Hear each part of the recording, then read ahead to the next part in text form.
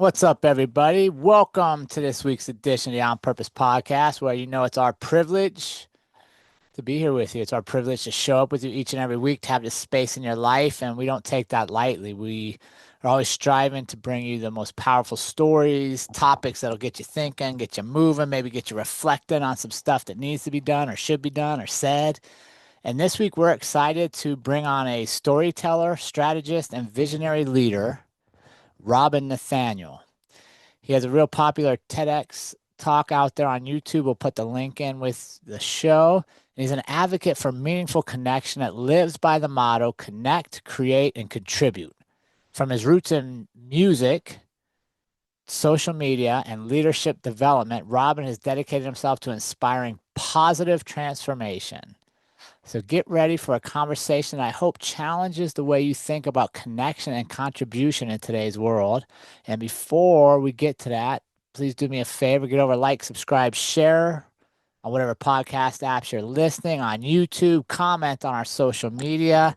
Something as simple as giving us a thumbs up, or I really like this episode, or this was a great point. One of your takeaways from the episode does so much for us to find more people and to reach our goal, right? Our goal is to be the most purposeful, the most impactful podcast in the world. And we can't do that without you. So get over, do that, and then get ready to think a little differently today with our conversation with Nathaniel. Robin, my newest friend, welcome to the On Purpose podcast. How are you today? I'm doing well, Jared. Thank you so much for having me. I'm pumped about today's talk. I When I saw you come across, man, I don't even remember how I got connected up with you, but I saw you and I went right to your TED Talk. And I was like, oh, if I could sit down and talk with him, man, this is going to be a good time because you speak with such passion and clarity and purpose and a strength. So I want to first off thank you for finding your voice, for sharing your voice, for believing in your voice and knowing that you can make somebody's day better by sharing your story.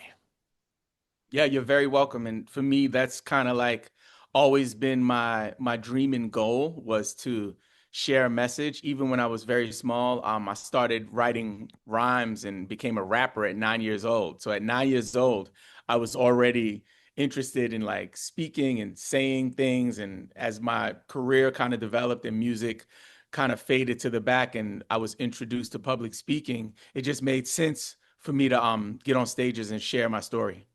And I can't, dude, it just gave me chills listening to this story and understanding one of the things you talk about is the power of your words, specifically the power of your last words. And I want to get into that because I think, just like you said, if we focused on what we said right now as maybe the last thing we say, what will we do differently? Yep. I think so many times, Jared, we go through life and we're just going through the motions. And I'm Mm. guilty of this. I always tell people all the time, no matter if I'm on a stage, on a podcast, that I'm doing the work every day. I'm wildly flawed. I'm super imperfect. And I know that and I embrace that, right? What I would say is for many of us in society, we just operate, just kind of almost like when you go through a car wash and you got to throw that joint in neutral and you just kind of let it take you.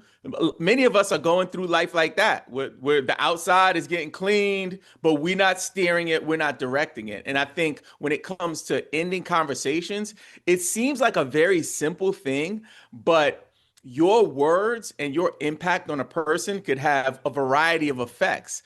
If you know that and you can take control of that, there's no telling what kind of impact you can have in the world. There might be a person at Walmart who works at the cashier register who had a serious, loss in their family or has a ill family member at home, and you go through the line and you give them attitude, and you're like, like God, well, look at you, you work at Walmart, like, oh, right, as opposed to, hey, thank you so much. I hope you have a blessed day.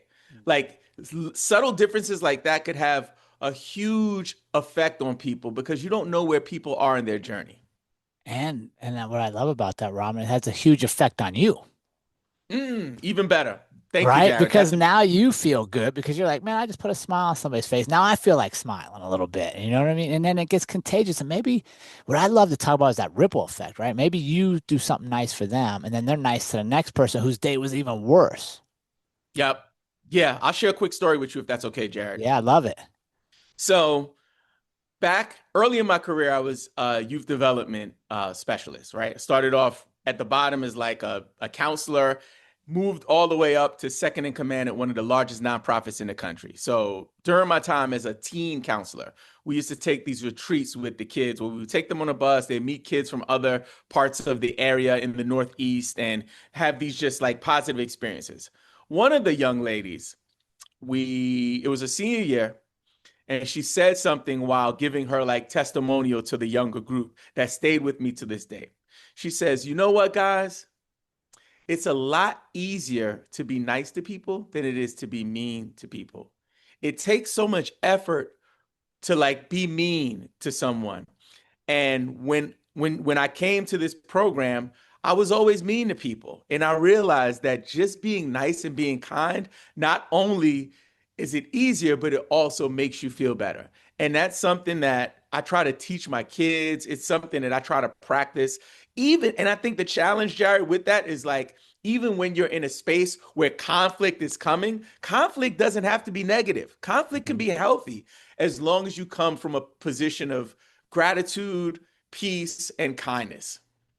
And realizing it's temporary. That part. You know what I mean? Like we get so ramped up, like, oh man, Robin really made me mad. I can't wait to tell him how I feel about this, and like we get all these energies and stuff, and like at some point it's gonna pass. It's gonna be okay. Yeah, It's it's gonna gonna be be okay. okay. It's gonna be He's okay. still a good person, right? All right. Before we get into the heavy stuff, Robin, I like to think of this as a warm up. You know what I mean? Like Mhm. a workout. I gotta warm you up a little bit. You ready for your warm up? Oh yeah, we're doing a layup line. What are we doing? Here we We're doing go, the man. Let's go. We're gonna start getting nice and loose here. All right. You get to describe. You get one word to describe you. What's your word? mm, grateful. I love it. I'm grateful. I'm a grateful dude, man. That's something that and again, like I said, I'm a work in progress, right? You asked me that question in 2005, you would have got a very different answer, right? But I think where I am at this stage of my life, I'm in my 40s. I have two kids. I have an amazing career. I have a growing business. I have so many blessings. And with all of the challenges that I face, in life, like in those same arenas, like one thing that keeps me grounded is just being grateful and understanding that there's somebody out there in another country that doesn't even have food or water. There's all kinds of conflicts happening in this country, in other countries where people their towns and cities are being bombed. I have to operate from a position of gratitude in order for me to really function at my highest level. Yeah, love it. Favorite quote. Mm. This one's from my wife. I keep dropping it because it's simple, but it hit me. I think she made it up off the top of the dome. She was like freestyle. She was freestyling this one, Jared. I don't think it's something she wrote, but since she told me that, I want to say it's about a year and a half ago, I had a big decision to make. Somebody made me an offer to do something that was going to be a great opportunity, but would require an immense amount of bandwidth. That honestly, had I committed to this opportunity, it would have shifted our entire family, and things would have just been wild. It would have been great for me as a professional and for my career and stuff, but it was something that I had to turn down, and it was because of this quote. She says, "Do what you are." That is from my wife, Whoa. Joan Quo. She's a realtor. If you guys want to look her up, the focused agent. She is on fire right now. But do what you are is the quote that I would share with folks. And really, it is what it is. It's just like don't go out here in this world pretending to be something that you're not. Putting your time and effort into things that don't align with who you are as a person, what your values are, and what you believe in. And sometimes that requires a pay cut. Sometimes that requires, a status change. And do what you are has been the quote that has carried me in the last couple of years. That's a powerful one. I love that it came from your wife. All right. Yep. If your life has a theme song, What is your song? I have many, but the one that just came into my head as soon as you said that was The Rock Boys by Jay-Z. It's really like a celebratory kind of a jam where it's like the Rock Boys in the building tonight. Oh, what a feeling I'm feeling life. Like, whoo, like that just came into my head because we listen to a lot of music around here. We're big time Disney fans. Obviously, I have a 6-year-old, 15-year-old. I have a hip hop background, but that song right there is definitely one like celebration, gratitude. It's really fun. Oh, I love it. All right, favorite book or current book you're reading? Either one's good here. That's a good one. Uh, I'm currently reading a couple of books, but the one that I'll share would have to be This is Marketing by Seth Godin. Hmm. It's been around for a while, but it's one of the marketing books that I dug into early in my career, and it's one that I kind of refer to. It's a really easy read, really simple. I love the way he kind of frames things, and honestly, uh, my book, Social Media Sync, a lot of it was inspired by the formatting of Seth's book. It's very simple. He also breaks it down into like short sections and short paragraphs, and my book is very much the same way. Headline with a couple of paragraphs, and then we go to the next topic with a headline. And I was definitely inspired by that book. Love it. You get to have dinner with one person, Robin. They could have passed or still be with us. Who would you have dinner with, and what would you want to ask them? Whew.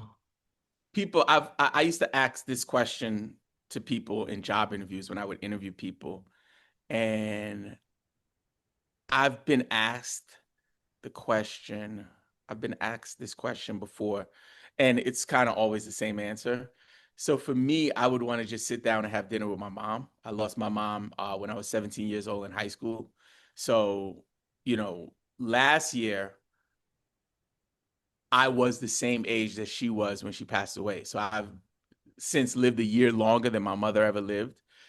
So for me, I'd love to connect with her. I'll unpack it a little bit if that's okay, Jared. Yeah, please. I'd like to sit with her um, when she was in her 30s, a little maybe 10 years before she passed away. I'd like to connect with that version of her because I was so little that I never had any kind of mature interactions with her. It was always like, I love you, mommy, right? It wasn't like anything deep. So I'd love to get into her head because to give a little background, and this is not something that I share in the talk or really anywhere. My mother came to this country with a fourth grade education from Trinidad and Tobago. So she was an immigrant, pregnant with me in her stomach, coming to this country and ended up building a great life for herself, becoming a small business owner, a successful owner, become a homeowner in New York City, which now and then is not easy, especially for someone who is just starting from the bottom. So my entrepreneurial spirit, I believe, comes from her.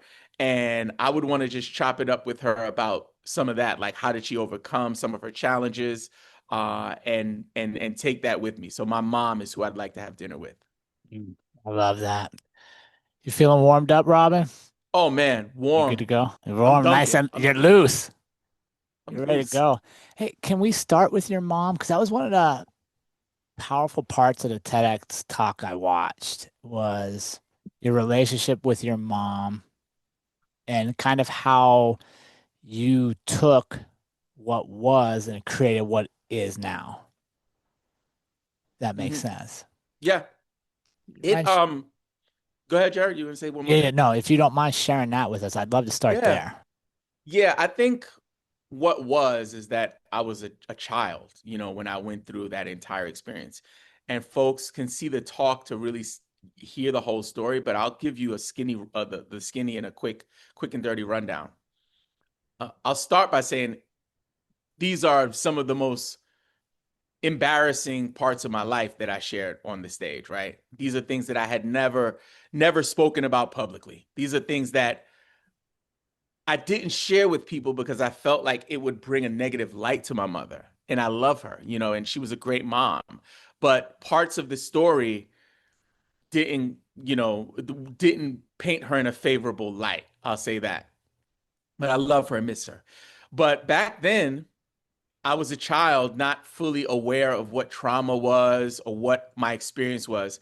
I just thought we had a good life, and it was normal for stuff like that to happen. Normal for your parents to split up and for you to have your clothes packed up in a garbage bag and go live with your dad. Thought it was normal to live with a man who had never raised a child before and live a bachelor's life essentially from first grade right on up to sixth grade, moving from apartment to apartment, woman to woman, school to school. I thought that was just life. I couldn't even analyze it. Now, where I am, having two children of my own, having a stable marriage, knock on wood, God bless, let's keep that going, right?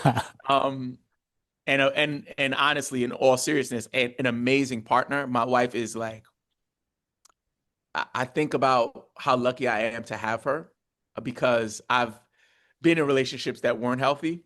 Mhm. So the fact that I have found someone who compliments me, supports me, and makes me better is a blessing. So I think my story with my mom then was a position of lack of awareness of my environment. And now where I am, using my experience as a vehicle and a tool to impact others. And that was the click for me. That's why I call it the mud on my boots, right? All of Mhm. this mud that I leave at the door when I come into your house, Jared, I'm not bringing the mud into your house. I'm going to take my boots off. However, what I realized in this process of writing this TED Talk was that I need to walk in the house with the mud on my boots so people can see, and they might have mud on their boots as well. And they can understand that they don't have to hide it. And we can actually bring it to the table so we can clean our boots off together. And I think that's the biggest then and now moment with that experience with my mom is that, yes, it was traumatic that I was put out of the house. Yes, it was traumatic that she passed away before I had a chance to make things right with her. Right. Yes, I went through probably about 15 to 20 years of just not understanding trauma and just living life broken to putting it all down on paper to begin a healing process because like it's a recurring through line. It's like I am just working through the mud still till this day. I'm still dealing with losing my mom. But now I have come to the realization that opening my mouth and painting that picture for people, it helps folks who are walking that walk, people who are in that season of their life. The comments on the YouTube um, video of the talk brings me to tears sometimes, Jared, when people are like, Robin, I haven't spoken to my mom, but seeing your talk made me want to call her thanks. And I'm like, that's what it is. Mhm. That's kind of the whole, circle of progress in terms of the talk then and now and my mom. And I want to ask you, like, how important did it become that, as you said, you allowed people to see the mud on your boots? You said how difficult, How important was it? important. Um, when I was preparing for my talk, I was going into it with an opportunist perspective. I was like, all right, about to get some clients. I'm like licking my chops, like, yeah, like, what can I write about? And I went to the organizer, God bless his soul. His name is Daryl Stinson, an amazing speaker, two-time TEDx speaker, millions of views on both of his videos, a coach. He's just a great guy. And I went to him and I pitched my first idea. All right, Daryl, I want to do this talk about how YouTube can teach you anything. At the time, I was working with a company called vidIQ. It's one of the top YouTube software companies, and I was one of their founding creator coaches. So this was right in my wheelhouse, and it was aligned with my business as well.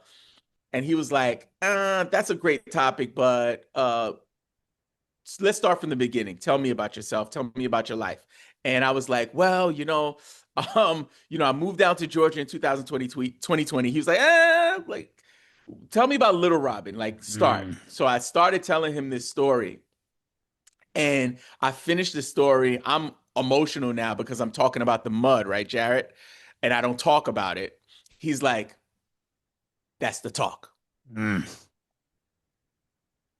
And at that point, I was resistant still. I was like nobody's gonna like hire me because because I lost my mom and my brother went to prison when he was 16 years old and died, a couple of years ago. No one's gonna actually hire me for my services. And he was like, nah, it's not about that. He's like, work with that. And as I began the process, Jared, is when I realized the importance of my talk. Because now talking about something, living something, that's important and that makes sense and it has some value. But writing down and documenting stuff is huge. And I tell my son all the time, he's a basketball player and he wants to like be a professional basketball player. Like it's his dream. And I tell him all the time, I say, Bronson, document your journey. Like, how many shots did you put up today? Like, write it down so you can look back. Oh, I know I've been doing the work. For me, in that particular experience of like writing out an outline of how I wanted to present my talk, going into detail and letting it all out, refining it and editing it, that's when I realized how important it was. I went through it like, man, this could really impact some folks. And then I had a shift of how can I use this to come up versus how can I use this to serve? And that, in fact, has carried over to my work. And the byproduct of it is opportunities just keep coming because I'm rooted in service, not in opportunity. Powerful, right? Powerful when we shift our focus like that. And what I love is by showing that side of you, it makes people want to work with the now side of you because we know where you've been. Yeah, Right? and we live in a world where it's everyone's sharing their highlight films. Like Mm. my world is social media. All I see is people's highlight films. People are like, "Oh, I got a 360 dunk, a buzzer beater shot, right? Like, goal, touchdown." No one's like turnover. Right. No one's like death in the family. There are people who do that, and those are the people for me. Like I want I want people to be human, and Mm. I hey, listen, it's okay to celebrate wins. I'm not here saying that we shouldn't celebrate wins. I do that as well, but there has to be a balance where we also kind of are comfortable with sharing our shortcomings as well. Well, that's what unites us. Hmm. That's what brings us together. That's what makes us human. I agree. I agree. Right? It's why the underdog is always rooted for. Hmm. Hmm. Yeah, I love that. I love that. Right. Like I go back to every time, like the one that comes to mind is the New England Patriots when they were undefeated in the Super Bowl and they're going against the Giants, who I think were like barely one game over 500 before the playoffs. And I bet like 90% of the world was rooting for the Giants because most of us are the Giants. We're struggling to get through. We're like, as you would say, mud on our boots. We're still in progress. We're not perfect. Yeah, yeah. I'm a big Giants fan, so that so that hits Ah, home. So basketball, I'm a free agent, but for NFL football, I'm a huge Giants fan. And at the time they beat the Patriots twice in right. that era. One of the Super Bowls, I was in Berlin, Germany, promoting events for my music career. And they threw a party for me to watch this Super Bowl, Jared. So it was like super late over there. It was like 2 or 3 in the morning. The game is happening, and this is the one I believe when the one of the players caught a ball on his head. Tyree. Like it, yeah, it was like a big deal. So I run out of this bar, top speed, screaming like, "Yeah!" I'm like, I had been drinking or whatever. A bus is coming. That's how I know I'm being protected. A bus was coming. As I was running out into the street, I look to the left and I see the bus. I can see it right now coming towards me. I had to decide if I was going to stop and like go back or keep pushing. Yeah. My momentum was I had so much momentum. If I would have stopped, I would have likely got killed. I Uh, just kind of pushed through. That bus probably missed me by like 3 feet. So I'll never forget that Super Bowl. Yeah, never be the squirrel, right? The squirrel that get hits is the one that hesitates in the middle of the road. Yup. You You just got got to to commit. make a decision. You got to commit. That's right. All right. I think this is a perfect time to segue, like what you were talking about is that human connection, right? And that your TED talk, because you were vulnerable, because you opened up about all the imperfections in your life. And quite honestly, sometimes when we open up about the things we're not really proud that we did, but we learn from to get to where we are, is how we create that connection, especially in a world where everybody is filtered and perfect and successful. So one of the things I saw from you that I really liked is your motto, connect, create, and contribute. Yep. So talk to me about that philosophy and how did that take shape and how do we apply that? Yep. So in 2021, my brother was ill. He had a heart condition, but something happened where he had like an infection in his heart essentially, and he was bedridden. Um, like I said earlier, my brother served 20 years in prison. He went to prison at 16 years old. So he lived his adult life in prison and then was finally released and then sent to Trinidad and Tobago because he wasn't an American citizen. So he was living his new life down there for a few years, and then he fell ill. So that summer we were on the phone constantly. I'm just trying to get him through it. I'm thinking he's going to bounce back. No, he's going to be okay. And then um, he gets home from the hospital. And once he gets home from the hospital, my father has a stroke simultaneously. Like as he's getting out of the hospital, my father, who at the time was in his late 70s, early 80s, has a stroke. So it's like I shift my energy from like, okay, I'm there for Kevin. He's home from the hospital. Let me take care of dad now. So I kind of shift my attention to my dad because I'm just trying to be there for everyone. Kevin is kind of rolling, and then he calls me a few times. I miss one of his calls. He leaves me a voicemail. I didn't check it till a couple days later. Come to find out, during that time while I was waiting to check his voicemail, he passed away. Mm. So my brother passed away. I never got to like talk to him again. I'd go to back to check the voicemail, and it's brutal. I talk about it in the talk, but it's like he's essentially telling me like, "Yo, I'm going back to the hospital and I'm dying. Like, hit me up." So that happens, and at the time my dad starts to heal, we have to manage his affairs. I had to like pay for his funeral, essentially raise the money for his funeral. It was a lot, and I after I finished, I got into a space where my business, which at the time was built on coaching musicians on social media, that was my market, was really coaching musicians on how to operate on social media. I just decided just overnight, I was like, I don't know if I want to do this anymore. And I went through this exercise that I call the joy audit, Mm. which is essentially a time audit, right? So I went through my calendar. How much time do I sleep? I'm sleeping about 6 to 7 hours a day. When do I get up? How long does it take me to get ready? How long is my commute? Like, how long am I at work? How much time do I spend with my family? So I did this whole thing and I realized that there was a big chunk of my time on this business that wasn't bringing me joy. So I essentially closed the faucets on this business, Jared, overnight. Ended all relationships I had, finished up any existing contracts, and just changed up my business totally by taking a break. But I realized in the joy audit that I was like, things were not aligned in terms of the topics, ideas, or values of each of my time blocks. And so I needed to simplify it. I was making a sandwich one morning in one of my time slots, and I was like, what is this? Like, what am I doing? And it hit me it just hit me like a ton of bricks that I was creating. I was making a sandwich. It was simple. I was making a sandwich, but I was still creating. I was like, so this is like a create block. What is it when I connect with my wife when we have coffee in the morning? We're connecting. Connect, create.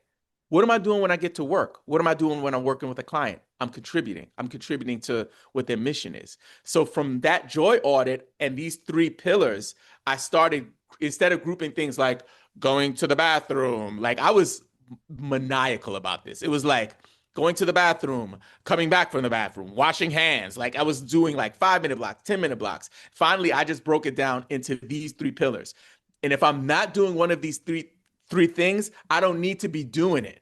Mm, If I can't make it, like this is a connect pillar. Me and you are connecting, and some of them have overlap where we're also creating because we're making content. So I'm connecting and creating, and you could even say contributing in a way as right. well, right? So if it doesn't hit these three, if it doesn't fit into one of these three pillars or buckets, then I don't need to be doing it. So my brother's passing really led to this. It's like me operating in a way where the time, which is that non-renewable resource that Mm, is scarce and we can't get back, right? When my kids are 21, 22 years old, they're going to be like, my dad was at every game because I was connecting with them. You know what I mean? yeah. And that's where the system came up. That's how I came up with the system. And for people to implement it, that's all I would do is conduct a joy audit using those pillars and just test it out and see how it feels. You can redefine the pillars for your life. You might have a totally different, you might be in a totally different walk of life than me, and maybe it's something else. But try to identify what are those three important pillars of your life and see if you can group your time slots into those so you don't waste a minute. Mm. Man, you hit me on that one. As you were saying that, I reflected back. We made some big life changes in 2018, walked away from a career, started creating some new stuff. And I said yes to everything because I was in this mindset of like, just say yes to as much as possible. Something's going to pan out. You're going to keep going. And then my wife, it's funny your quote is from your wife because my wife and I had to sit down and she's like, why are you saying yes to all this stuff? Like, so we had to do the same thing. Look at what we had committed to and how much fun did it bring us? How much joy did it bring Mm, us? How much time were we spending doing this instead of what we really wanted to be doing? And it started paring things down. And we came up with any yeses have to lead to fun, learning, and independence. Right? If I can't say yes to perfect. any program, any partnership, any collaboration if you take away my freedom. If I have to be locked into a place and we can't move like we like to Mm-hmm. move.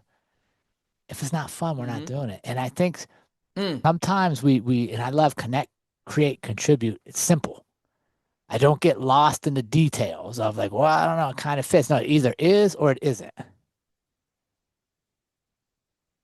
It's either No, I moving, love that. right? It's either fun. Yeah, and I think yours. Yep. I was gonna say, I think that yours, again, it's like very defined pillars. And it's relatable to me because it's very similar to the way I operate when getting opportunities and stuff. So I love that you shared that with me. So help me understand this, because and here's where I see people struggle, right? Is you're successful, you're in music, you're successful, you're doing a thing, you're transitioning successfully to social media, you're successful, but you don't ever stop allowing yourself to reinvent and to pivot to what else you want to do. So share with me how you work through Mm. that because so many people get stuck. Like, I'm good at this, so I'm just going to do this, even though I know when I go to bed at night, Robin, I have dreams of something else. But because I'm successful, right? So many times we focus on, well, I lost here, so I'm gonna make this big pivot. But sometimes we don't pivot when we're winning, even though we know there's more on the table for us. So Woo, I would love to. man. Come I on, would, brother. Come on, brother oh Jared. man, You're that's why we cooking. You connected. That's man. why we connected. Man, you throwing alley oops now. I'm trying to set you up, Oh, my this is man. so good. Yeah. So tell Yeah, me this is that so good. because that's what I So want to hear. let me start with an example before I Yeah. go into my story. So I have a dear friend. His name is Joel Leon. He is a TED speaker, a award-winning author. He's the creative director over at the New York Times. He's an activist, a poet, a storyteller. Just an amazing man, like an amazing man. And we started out together as rappers. We used to have a residency in New York City at a place called Pianos. The event was called The Melting Pot.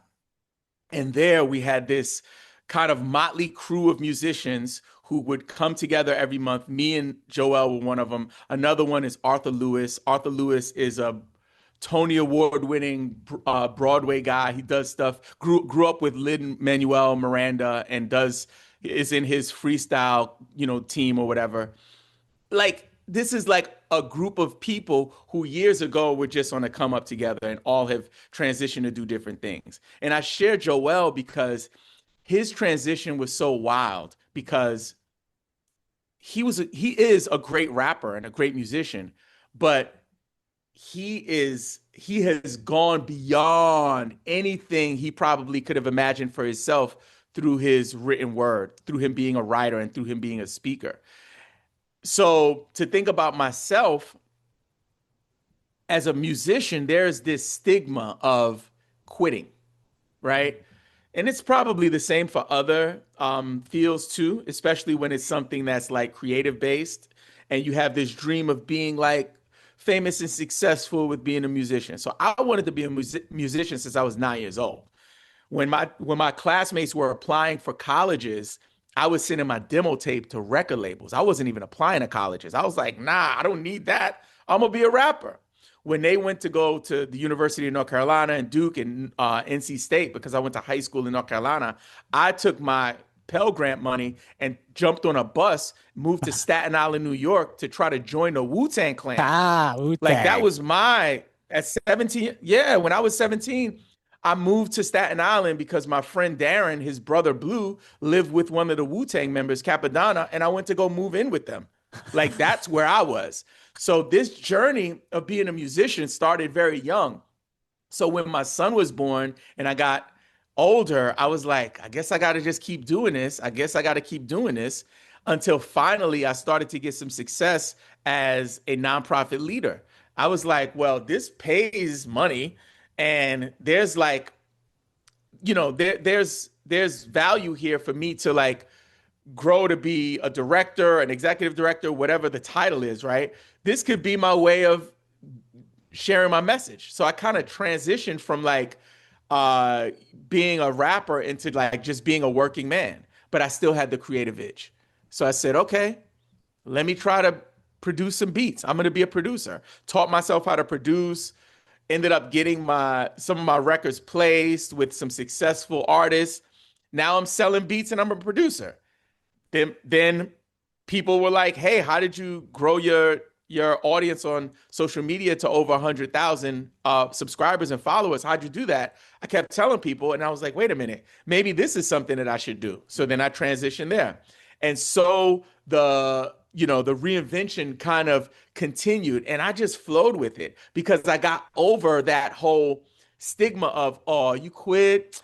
Used to be a rapper, now you're a producer. Oh, used to be a rapper, now what? You selling beats to people?" That was like a whole thing in the hip hop community. But no one would ever tell me, "Oh, you used to be a rapper, but now you're an acclaimed author and a TED speaker." Oh, boo hoo. No one's gonna say that. They're gonna be like, "What? You used to rap and now you do that? Why did you rap?" you Yeah. know? So and again, I'm not saying that to like make myself look anyway. I'm trying to just paint a picture for people. Where you are now might not be the ceiling. There might be so much more. I would have never imagined that I would do public speaking if you would have asked me in 2002 when I was releasing music. Never. But that wasn't the plan for me. I just allowed, my skill sets and my passions to kind of lead me up this road. And for that reason, I've comfortably transitioned and reinvented myself based on what the people need and what value I can provide and how I can serve people. And that has kind of been my trick to just manage freely in different spaces. Well, I love hearing that because I didn't pick up ego, right? And I think that's usually a lot of the biggest hurdle people have to overcome is their own egos of, oh my God, what are people going to think about me if I make this change? Yeah, I had to listen, Jared. I had one at one point with my coaching for musicians. I had like a pretty substantial email list, pretty substantial, and I transitioned, and then all of a sudden, our open rates on that email list just kind of tanked. It was like, we don't want that. Like this, that's not what we came here for. And I just had to make the decision that, you know what? I'm going to prune the heck out of this list. I'm going to just take people off the list unless they're opening the email. So I had to like shrink down my audience to for me to start over again. And it takes courage to do that. I was scared. I was like, man, like I worked so hard to build this audience and now I'm going to just start over. But if you think about the reason you're doing things and like what the purpose is behind it, like I have my pillars for my, you know, my connect, create, contribute, but I also like I have my purpose is really like setting a good example for my kids. Like I want my kids to see that their dad is passionate about something and that if he changes into another field or doing a different thing, he still has passion. And the ninja trick is if you can somehow get paid for doing that thing you love, but Mm. do it anyway. I would be doing social media even if I wasn't getting paid for it. You know what I mean? I would still be tinkering around with this like a scientist, even if I wasn't like getting paid for it. And that's what I want my kids to see. So I really am rooted in setting an example for my children that you can find something that you love and you can pour yourself into it. And if you're lucky, you might even get paid for it if you're really rooted in gratitude and service. And Robin, I would just tell you one of the things from my experience. My kids are older than yours. They're all adults now. I would venture to say one of the things your kids are going to remember about you is the courage you demonstrated in being willing to make changes.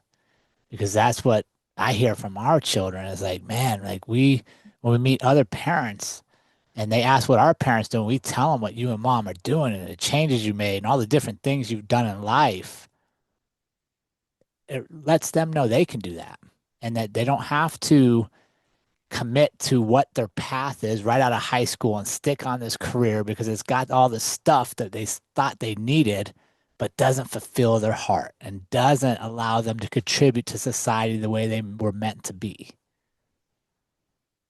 Mm, that is some like optimal dad swag right there, Jared, because most dads and most parents are not operating in that space, especially for me coming up.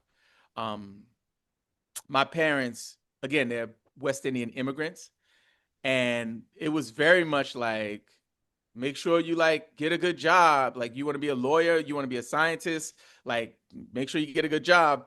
And as I lean more into my music journey and my dad realized that I was like not going to be going to college right away. I went to college as an adult learner. I didn't go to college right after high school. I went in my 30s working a job and going part-time. But my dad, like, he was heartbroken, Jared. He was like, look at him, look at them, look at them. They went to school. Like, why can't you just like no one's like you're never gonna make it as a rapper? And not no shade against my dad. I love my dad. He did a great job. And I'm grateful for him. He's in his mid 80s, still kicking. He's an awesome dude.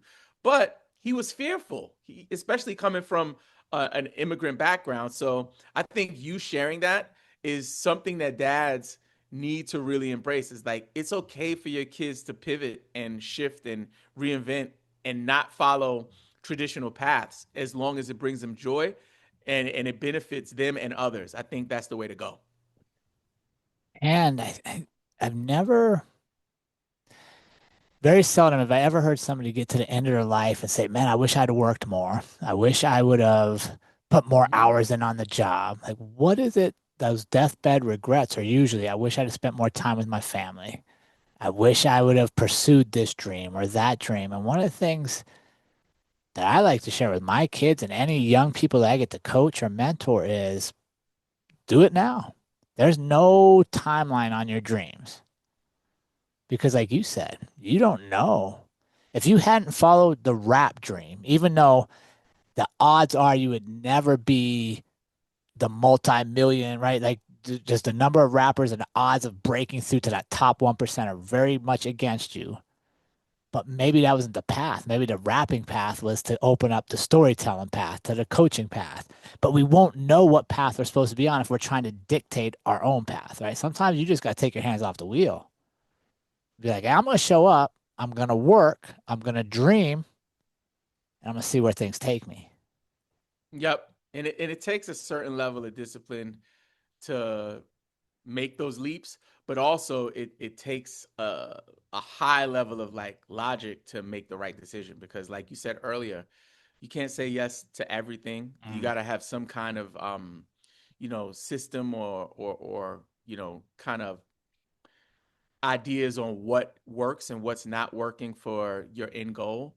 But I think for young people, it's like, man, you got a blank canvas, man. You know what I mean? Like really try some things out. My daughter is a great example of this. She's 6. And when I tell you, she does it all. She's like a cheerleader. She plays soccer. She does music. She's in music. They're teaching them all the instruments. So she's trying guitar. She's trying drums. She's trying keys, and she's trying vocals. She's doing swimming. She's like doing tumbling, ballet. Like, and it's hard for us. But like I tell my wife all the time, I'm like, let's just pour into all of these interests until she finds what she loves. Mm. My thing is, I never wanted to like force something on my kids. Like, you're gonna be good at math. We're sending Right. you to Kumon, right? They can go to Kumon, but they can also go to music. They can also go to do sports. So I like the idea of young people understanding that they have a blank canvas in this life and they can paint whatever picture they want with whatever colors they desire to use.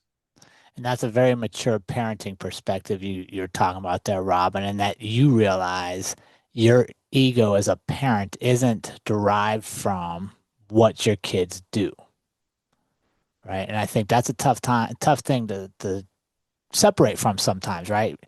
As an ego, because we have ego, we all have ego, and I want my kids to be as good as they can be. But what does that look like, right? If I'm in comparison Yep. mode, like just like you said, your dad's like, "Well, you didn't go to this college or that college." Well, that wasn't for me.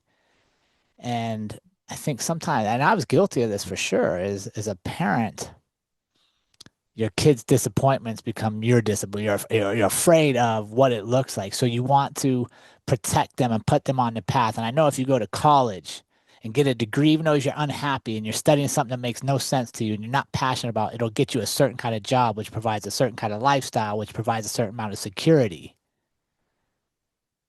So you as a parent, it's easy to steer that because that's safety, and you know your kids are going to be taken care of. The mature view is like, hey, you're going to be taken care of because that's how it works. If you show up in the world and you do good, good things happen to you. But pursue your passions. Find a way, as you Yep. said, Robin, to merge your passions and money, a way to make a living because they always overlap if we're open to see it. Yeah, that's the ninja trick. You talk about disappointment. Back in 8th grade for my son, I'm sorry, I think it was 7th grade. 7th grade, he tried out for the basketball team. He didn't make the team. When I tell you, like we were pouring into him, putting him into trainings, all of the things, but then when he went to go try out, he didn't get picked, came to the car crying, just like totally distraught. And like you said, like I was like literally feeling his pain. Like I could feel it on my body. Even thinking about it now, it like it makes me tear up because you know, we want them to be successful, but more importantly, we want them to be happy and be joyful. And I could see how sad he was. So what we did was after that was try to like lift him up, like, hey, it's just a part of your journey. Michael Jordan got cut from the team too. That's what everyone says, right? Mm-hmm. Like Mike got cut, so it's okay. Another one, SGA, who's in the finals right now, Shea Gildas Alexander, he was also cut. I think he got cut from the senior from the varsity team in like 10th grade or something like that. He had a similar story. So he came back the 8th grade year, a little better, a little taller, a little faster, and he made the team. But I think that's a part of it, like understanding that you're gonna fall, and that's okay. Like the victory and wins, like you don't even fully understand them unless you had some losses, and that's something that I try to teach my kids. Yeah, that reminds me. One of the videos I love sharing is Kobe Bryant talking about his dad. I don't know if you've seen that short YouTube clip. He was talking about his eighth grade year when he was on this high level traveling team for the summer, and he scored 0 points. Did you Yeah, I know see? that one. Yeah, yeah. And his dad just pulled him aside. He's like, son, I'm gonna love you whether you score 0 or 40,000 points. And that just gave him the freedom to realize like his relationship with his dad wasn't based on how well he did at something, but just on being who he was. And that love was unconditional. I think a lot of times if we kind of like, it ties all the way back to what you talked about earlier, your last words. If we know that the person we're interacting with is going to love us and be there for us, whether we fail or we succeed, whether we take a risk or we stay in our lane. If we know that these relationships and that people actually are going to care about us, how much more will we lean into who we could really become? Yep. Yeah. I don't want to leave anything unsaid, man. That's one thing. Like I want to do my best to make sure that I'm telling my kids I love them. I'm telling my wife, and again, I'm flawed. I have rough days. Me and my wife had a little bit of a spat yesterday about something else, and she was the bigger person and came to me and just put her arms around me. And as soon as she did that, like all of the silliness that I was holding on to, I let it go. And I Hmm. think that it's important, man, when you walk out that door, when you get off that call, that you leave people in the space that you want to leave them in, and hopefully it's an intentionally positive space. Man, I love that. And I love accepting that we don't have to be perfect to be good, right? No, I love that. We don't have to be perfect to do the right thing. Yeah, perfection is a trap, man. It's Mm. it's it's tough. Like it can hold you back from a lot. And I think that it's better to just do the right thing, even if it's not perfect, to make sure that it gets done. And like you can feel it in your body when you need to make the right decision. Mm. When we get to those different junctions of life and we have to make a decision on which way we're going to go, 9 times out of 10 something is telling you what you need to do. Even if that's the uncomfortable path, something is telling you what to do. But one thing that's helped me is being okay with pausing, because sometimes when we feel that tension, we need to just kind of pump our brakes. There's a piece of my book where I talk about a quote I heard from Pastor Andy Stanley, and it's pay attention to the tension. Mm. Where it's like when you feel that like visceral reaction to something, like take a minute and pause. It could be a bad thing, it could be a good thing, but whatever you do, take a minute to pause to kind of assess what's happening before you make that decision. Because, especially with young men, my son, he's 15 years old, and it's crazy out here on the internet, man. Because the internet is a wild place. And I just want to make sure he makes good decisions, and pausing I think is a good way, a good mechanism for people to avoid any pitfalls. Robin, as we get ready to wrap up, what's one lesson about resilience that you would like to share with our community? Whew, man, this is good. So my experience could have broken me into and shattered me into pieces. Sometimes I look at people that I grew up with and friends. Some of my friends aren't here anymore, you know what I mean? And some of my friends are in prison. Like there's some wild stories. But one thing that I would say from my experience and what I'll share with your audience in terms of resilience is that knowing that my purpose is greater than my current circumstances keeps me going and helped me to develop the level of resilience that I needed to be where I am in life. And I have a lot of room to grow. Like I'm not the richest person in the world. I don't have all of the things, but one thing that I am grateful for in terms of my wealth is that I'm healthy. I have a beautiful family, and most importantly, I'm trying to set a good example for others and those kids. So, regardless of what your current circumstances are telling you or forcing you to deal with, your future and your purpose should be the guiding light on what you do. I love it. Where can our audience connect with you, Robin, and follow along your journey and be part of the positive community you're building as well? Yep. I'm all over social media at Robin Marks. That's ROBBINMARX.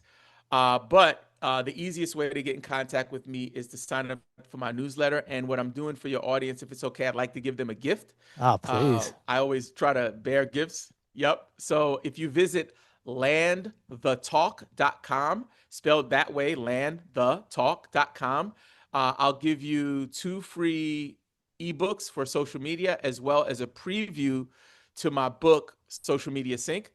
And it'll also put you on my mailing list. I respond to all of my messages. So if you, once you sign up for the list, you can reply to that email like, "Hey, Robin, it's me, Jimmy," and you'll hear from me. So if you have any questions or want to connect with me, that's the best and easiest way to do that.